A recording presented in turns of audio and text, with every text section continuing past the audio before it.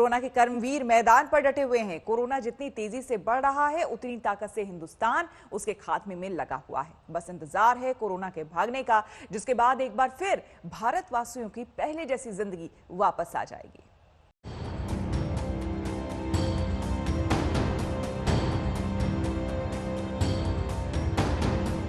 देश में एक ओर लॉकडाउन के बीच छूट को लेकर माथापच्ची चल रही है, तो वहीं दूसरी ओर कोरोना संक्रमण के केस कम होने का नाम नहीं ले रहे। आंकड़ा लगातार बढ़ता जा रहा है। सबसे बुरा हाल महाराष्ट्र का है, जहां संक्रमित लोगों की संख्या 12,000 के पार पहुंच गई है। महाराष्ट्र में अब तक 12,296 मरीज कोरोना से संक्रमित हो चुके हैं, जिसमें 521 लोगों की मौत हो गई है। वहीं मुंबई में कोरोना के पॉजिटिव केस का आंकड़ा 8,351 तक पहुंच गया है और 322 लोग अब तक अपनी जान गंवा चुके हैं। महाराष्ट्र में कोरोना के संक्रमण का आलम यह है कि मातोश्री में तैनात 3 पुलिसकर्मी इसकी चपेट में आ गए हैं। इससे पहले मातोश्री के बाहर एक चाय वाले का टेस्ट पॉजिटिव आया था, जबकि सीएम आवास वर्षा में भी तैनात 2 महिला पुलिसकर्मी की रिपोर्ट पॉजिटिव आ चुकी है। धारावी ने भी महाराष्ट्र सरकार की टेंशन बढ़ा दी है, जहां केस लगातार बढ़ रहे हैं।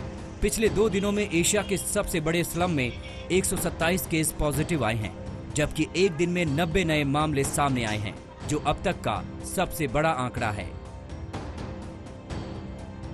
पालघर लिंचिंग मामले का एक आरोपी भी कोरोना संक्रमित निकला है, जिसके बाद संपर्क में आए 43 पुलिसकर्मियों को क्वारंटीन कर दिया गया है।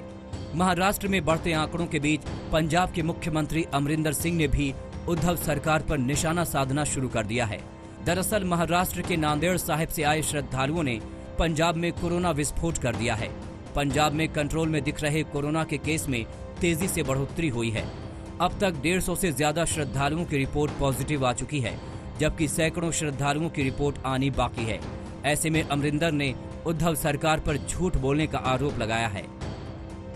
हमें तो रिपोर्ट आई थी कि जो नांदेड़ से आए हैं कि 3 बार टेस्ट उनका किया और 3 बार नेगेटिव आए हैं, और फिर आके जब यहाँ हमने टेस्ट किया इट वाज ऑल पॉजिटिव। तो रिपोर्ट जो आ रही है सही नहीं आ रही।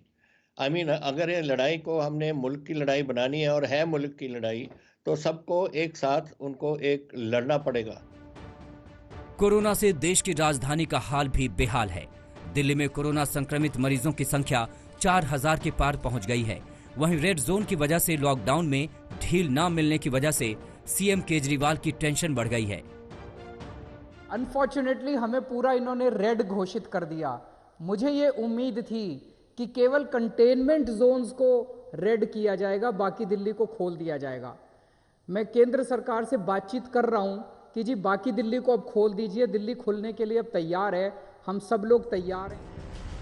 दिल्ली में मरकज मामले की जांच कर रही क्राइम ब्रांच की टीम के 5 पुलिसकर्मी कोरोना पॉजिटिव पाए गए हैं। ये सभी पुलिसकर्मी जांच करने के लिए मरकज के अंदर भी गए थे। लोकपाल के सदस्य रिटायर्ड जस्टिस AK त्रिपाठी का एम्स में निधन हो गया, जिसके बाद उनके कोरोना संक्रमित होने की पुष्टि भी हुई है। वहीं दिल्ली नोएडा में तैनात CRPF के 31वीं बटालियन में कोरोना का मामला गंभीर होता जा रहा है। अब तक CRPF के करीब 122 जवानों की कोरोना वायरस से संक्रमित होने की पुष्टि हो चुकी है। आज तक ब्यूरो।